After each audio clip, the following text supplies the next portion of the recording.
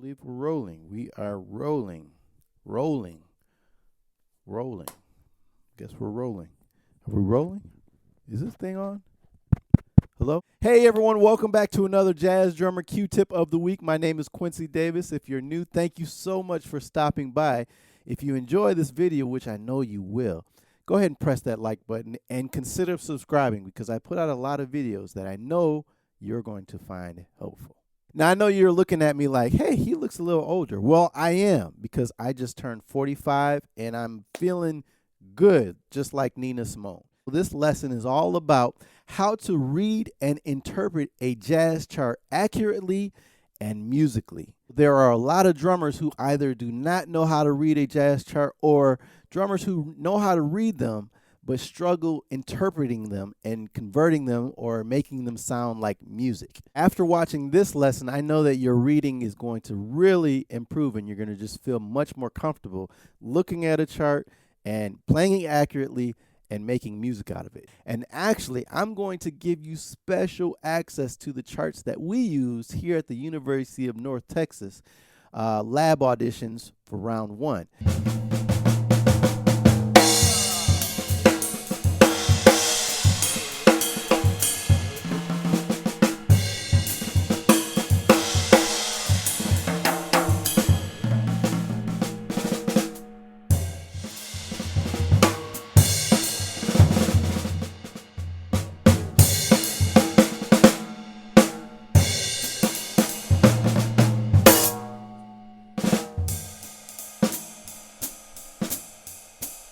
These charts are going to help us kind of give us a real life situation, real life applications to some of the things that I want to talk about in this very lesson. Yes, special access to UNT stuff.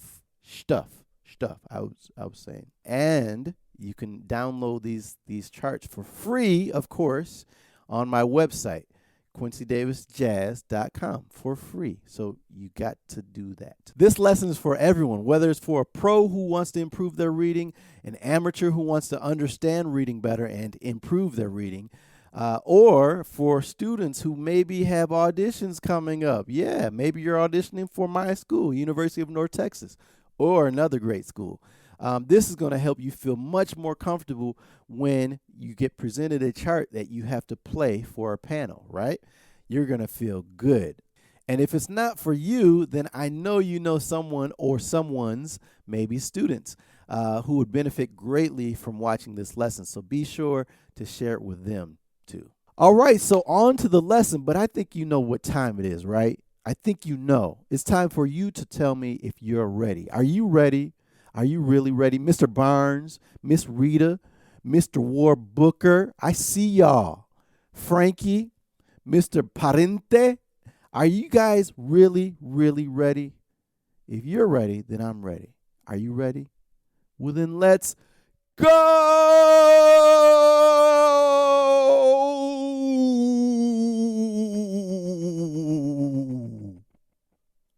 I said, let's go.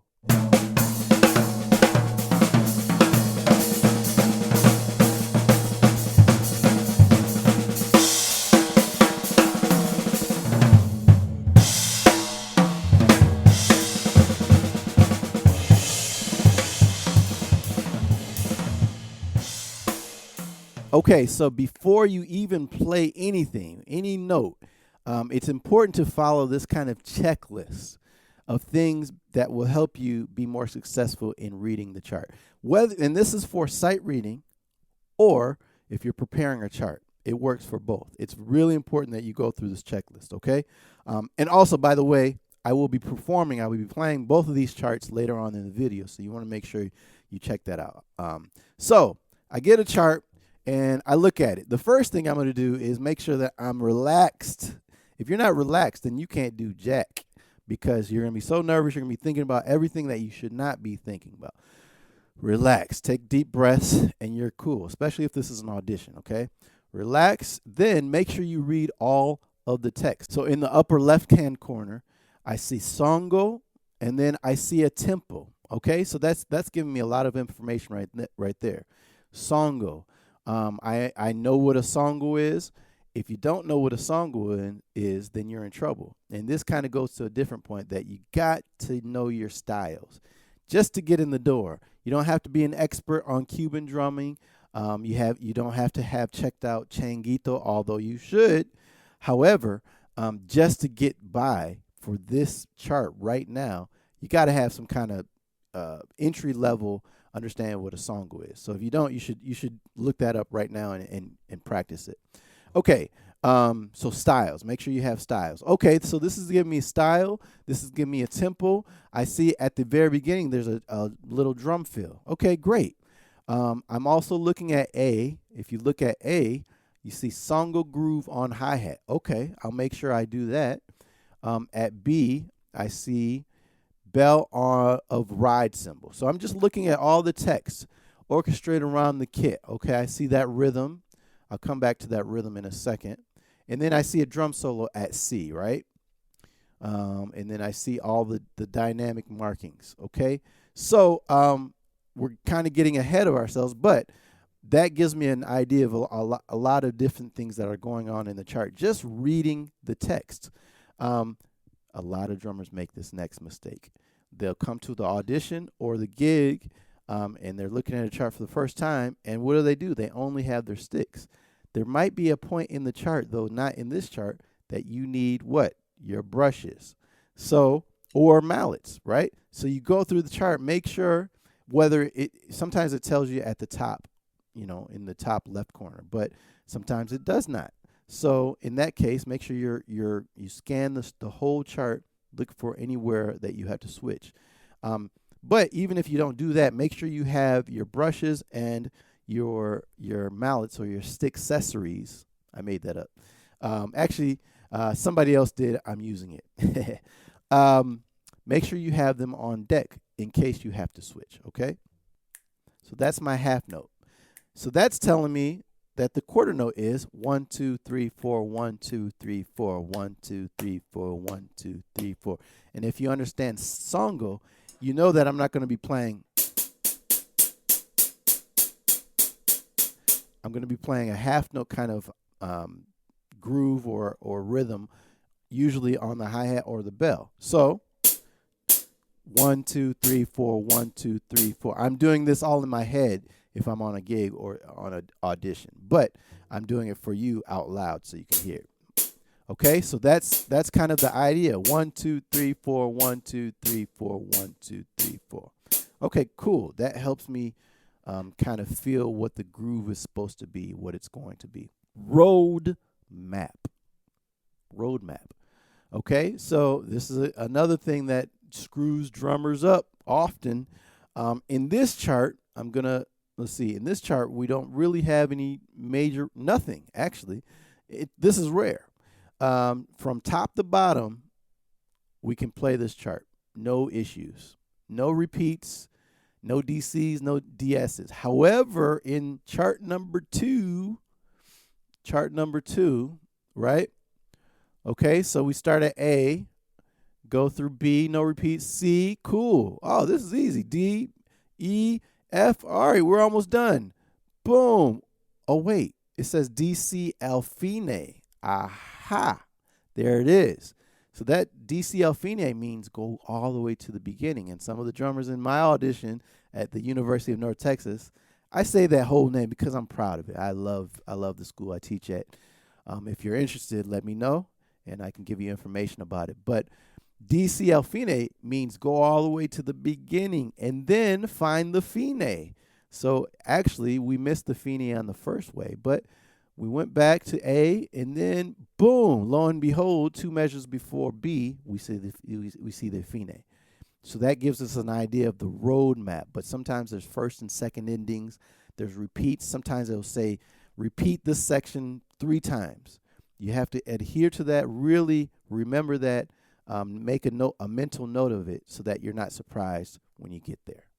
It's hard to delineate form without hearing it a lot of times, especially on a drum chart. But something that I found helpful is how many measures is the intro? Is there an intro, first of all? If there is an intro, how many measures is that? And when does the melody start? And the reason why this is important is because it changes how I think about playing sections. If I know that this is all an intro, so let's just take this chart, for example. I see that we have 3 measures, and then there's a letter A. Boom. There's most likely going to be a melody at letter A. And the reason I say this is because there's 3 measures they're just kind of sitting there alone. You can't really play a whole melody with just 3 measures, right? You can't play a whole A section with just 3 measures. So my kind of deductive reasoning tells me, hey, that's probably an intro. Plus, it says drum fill, and there's a hold, and then it says groove. It tells me where to start the groove at A. So I'm thinking A is the melody. That tells me, hey, maybe I can bring the dynamics down, even though it tells me there. But I'm also thinking, okay, that's the melody, so I want to make sure I can hear the melody. And that's going to make you sound a lot more musical than if you just look at the chart and you're just literally playing what you see, but not really playing what you hear.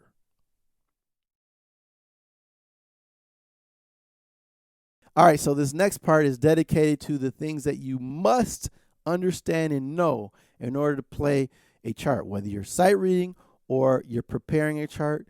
Whatever it is, you got to know these things. Otherwise, you're going to be in trouble, okay? So the first thing is reading rhythms correctly. Whoa. You got to read rhythms correctly. If you don't know how to read rhythms, that's a different lesson. I got to do a lesson on that. I've gotten a lot of requests on it, on just understanding how to read rhythms. I'm going to do it. It's a big subject. I got to figure out the best way to do it. But you got to be able to read rhythms correctly. So in measure 15, there's the biggest rhythm. It's kind of it's an ensemble figure, which I'll talk about in a second. And if you don't play that rhythm right, you're going to be way off. Everyone's going to be playing that rhythm. You're going to be playing something different. So if you got to get your reading together of rhythms. I'll clap that rhythm. So 1, 2, 3, 4, 1, 2, 3, 4. Right? Without even orchestrating it or doing anything, be able to do that, right? And if there are some tricky rhythms in the chart, which there are, coincidentally, or not coincidentally, for example, measure 21, that's a tricky rhythm, right? So if we were to play the rhythm, let's get the tempo because it's pretty fast, so I want to make sure I get the tempo right. 1, 2, 3, 1, 2, 3, 4. 1, 2, 3, 4. 1, 2, 3, 4. 1 and 2 and 3 and 4 and 1 and 2 and 3, 4. That's the rhythm. So if I were to play it 1, 2, 1, 2, 3, 4. Right? So it's a tricky rhythm that you want to look at before you get there. Okay? Don't be surprised by these rhythms. There's another one in 26 and 27 that you'll want to have kind of rehearsed a little bit if you have time before you play the chart. Okay, so the chart is littered with rhythms. If you don't know rhythms, if you can't play rhythms, you're screwed, to put it bluntly. Okay, so slash marks. All right, this is extremely important, okay, for jazz charts. As you can see, there's slash marks. There's situations where there's slash marks, naked slash marks, we'll call it, or slash marks with some rhythms either in the measure or above the measure a lot of times. So, for example, the first slash marks occur in measure 1 of chart number 1, okay? But it kind of gets vetoed by what it says there. It says drum fill.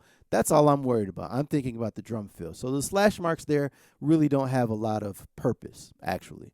But at A, however, it says slash marks, and it's giving me a groove, songo groove. Therefore, I know that slash marks means keep time, okay? Whatever the style is, you want to keep time in that style. Okay, so at A, I'm going to go. I'm going to play that kind of a groove. And again, the time is going 1, 2, 3, 4, 1, 2, 3, 4, 1, 2, 3, 4, 1, 2, 3, 4. Right? So don't get lulled into thinking 1, 2, 3, 4. That's another thing that can really throw you off if you're not clear what the beat is. When you're reading it, okay? So, but then you see a figure in measure 3 and 4 above the staff, that means to catch that figure while keeping the groove, because the slashes are still there underneath, right? So I'm going to play this. 1, 2, 3, 4.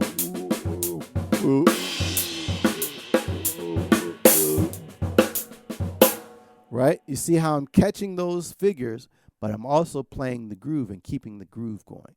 And those are section figures, right? Figures that maybe parts of the band are playing together, maybe just the trombones, maybe just the trumpets, maybe just the saxophones, or whatever. It's not the whole band. So they're figures that are drum cues that are really helpful for you to know what's going on.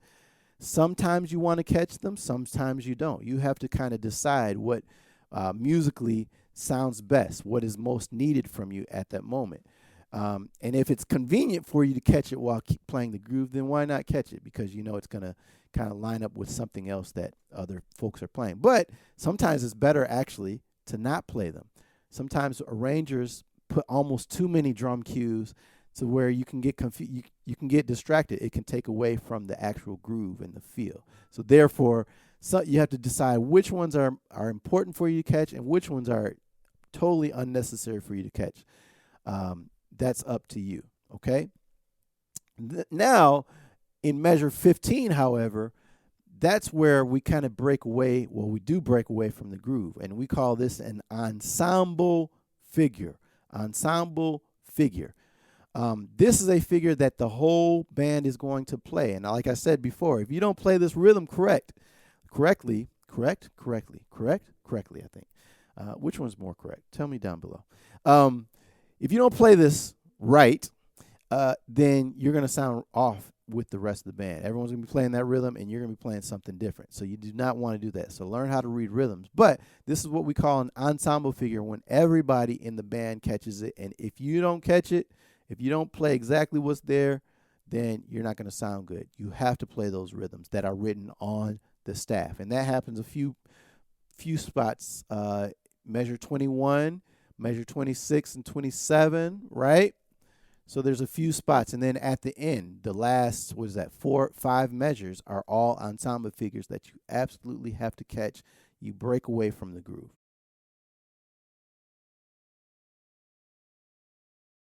So now I'm going to talk about ways of making your interpretations of charts and your reading of charts sound more musical, okay?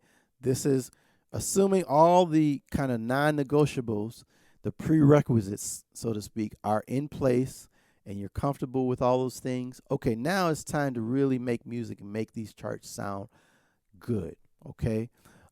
One thing that if you know me, most of you know that I love singing. My last video, hey, give my last video some love. I don't know what happened to the YouTube algorithm, but I think a lot of you didn't see it. It's about singing, and it's about me singing while I play. And that goes perfectly with what I'm about to show you. Whereas I make up melodies when I look at a chart. So this is chart number 2. I might make up just some kind of random melodies to give me a musical context of these rhythms. So letter A, okay? So let's get the right tempo first. Let's see here. So we're at boom, boom. Yeah, so 1, 2, 3, 4, 1, 2. So without even playing, I might go through a chart like this. Again, this is assuming you have time to prepare. Okay, so 1, 2, 3, 4. Boom, boom, boom, ba, da, ba, boom, da, ba, do, bang, dee, ba, dee, dee, dee, boom, boom, boom, ba, ba, boom, boom, blah, blah, bang, da, boom, little bit, ba. You see? And what am I singing? I don't know what I'm singing. I have no idea. I'm just making up notes, random notes. They don't even sound good, but it really does help you kind of think more past just the rhythms in the chart. Exaggerate dynamics. It's so important. Most of the band is not going to exaggerate the dynamics like we should. If we exaggerate them, then the band will follow. Because why? We are the conductor of the band. In spite of what you may have heard or what you see, even though there may be a front man, front woman, front person, we're the conductor. Okay, so what we do, they're going to follow us. So make sure if you see a piano, if you see a crescendo, if you see a forte piano, do it. And it'll help the band really understand where to go and how to treat certain figures. Hey, you got to be on high alert. High alert. All your senses have to be fully engaged. This is so important. A lot of drummers, when they're reading, whether they've prepared the chart, especially if they're sight reading, they turn off their ears. They don't use their eyes outside of what they see on that stand. Their technique even goes out the window. Everything kind of goes out the window except for just getting the rhythms.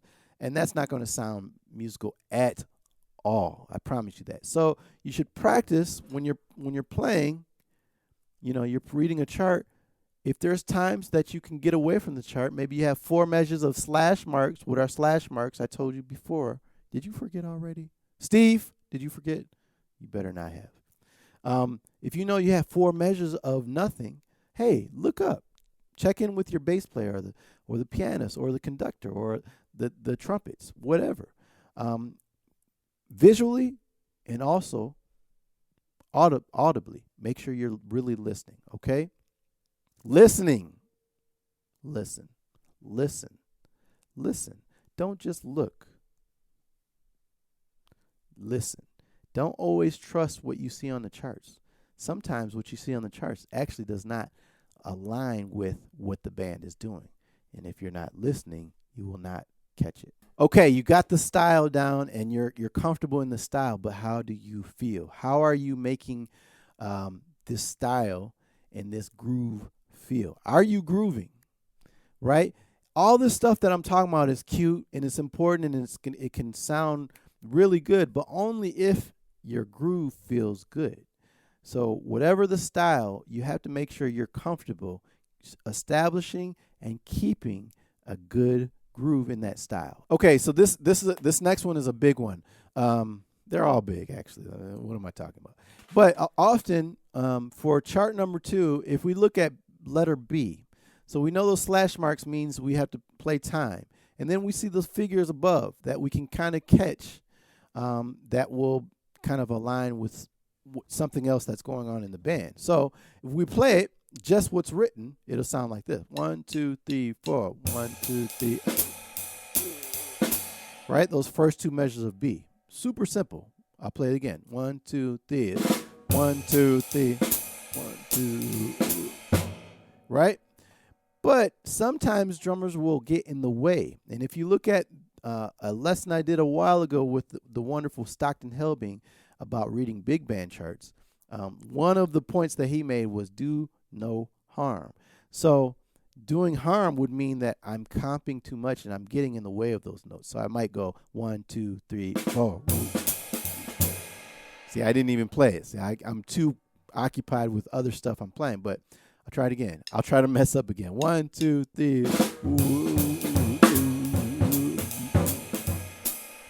You see what I did? So I'm playing way too much, and it's hard to decipher what notes are important and what notes are not.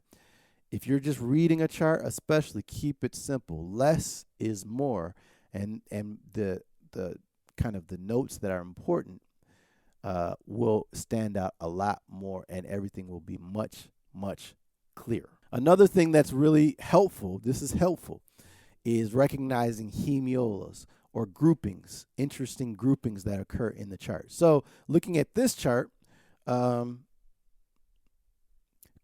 the reason is because often they go over the bar line, right? So if we look at chart number 1, there is actually a hemiola that happens at the end, measure 36. It's a hemiola or a groupings of 8th notes, 3 8th notes. So the rhythm is, 1, 2, 3, 4, 1, and 2, 3, 4, and 1, 2, 3, and 4, 1. Okay, so you see how it goes over the bar line. So if I'm surveying the chart, I see that. I'm going to recognize, oh, that's a hemiola, and the reason is because you don't want to be reading hemiolas note for note, note by note, right? Because they're usually pretty tricky rhythms that go against the time. So you might not play it as fluidly as if you recognize, oh, that's just a 3/4 hemiola. So I'm going to, then you approach it with a much more freer and musical way of playing it than you would if you're just reading it note for note. Okay, so try to recognize hemiolas. We'll look at the same chart. At C, it says, what does it say? Drum solo. And you see those dots? Boom, boom, boom, boom, boom, boom, boom. They're slash marks, yes. But as I said before, the text above it kind of supersedes or vetoes the fact that they're slash marks, which usually means to play time. I see drum solo. I'm taking a drum solo. Plain and simple, right? Often, though, because drummers have this mentality, they have to keep time and they don't want to mess up, they don't take a drum solo. So it sounds kind of like they're meandering, they're kind of passively soloing, but they're not really soloing. If you see drum solo, take a drum solo. It doesn't mean you have to play a lot, but make it clear that you are playing a solo, okay? Don't just kind of play time and kind of, no, solo, okay? So, for example, at C, I might go like this. 1, 2, Remember, it's going by 1, 2, 3, 4, 1, 2. So I'll count like that. 1, 2, 1, 2, 3, 4.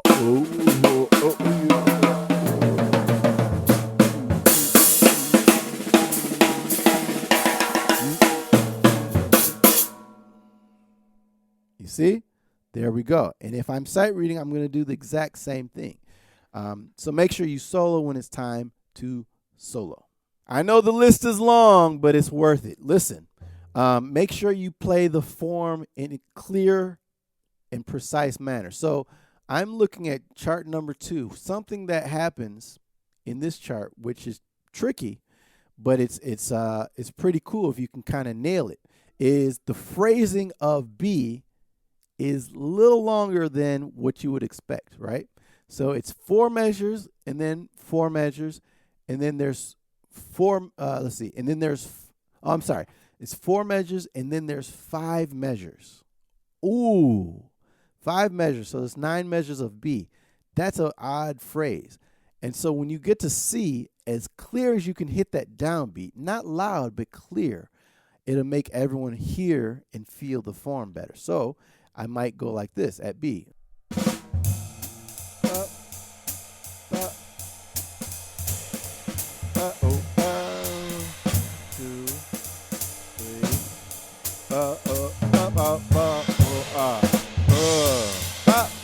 Right?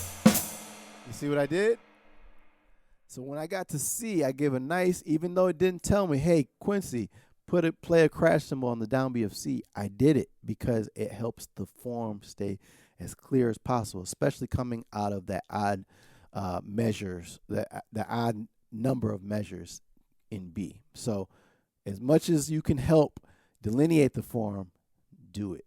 Okay, so this is another one that we talked about in the previous video or lesson that I did with Stockton Helbing. Shorts and longs. Some notes are clearly short. Some notes are clearly long. Some notes are not necessarily so clearly either. So you have to determine. But I'll give you an example of some notes that are clearly short. So in this chart, at the very beginning, at A, chart number 2. So it's short, short, short, long. So I'm not going to go like this. 1, 2, 3, 4. Right? Or I'm not going to go like this. 1, 2, 3, 4. Right? I'm not going to do that. I'm going to go short, short, short, long. Right? And that helps everything stay as clear and clean as possible. So I can even orchestrate it. Right? Or let's see, in measure 6, in measure 7, short, short, long. And then that fine note, short, but with an accent. So I might catch it like that. Or I might, right? Some kind of flam helps the accent come out. Okay, so I'll go So I go ra, short, long. By the way, this is a good example of, even though it doesn't say fill, this is measure 7 and 8, or measure 8. It doesn't say fill there. I'm going to naturally add a fill, even if it's a light fill. Just make sure everyone can feel the time and make sure I lead into the fine note, right? So I'm going to go shot. So I go measure 7. 1,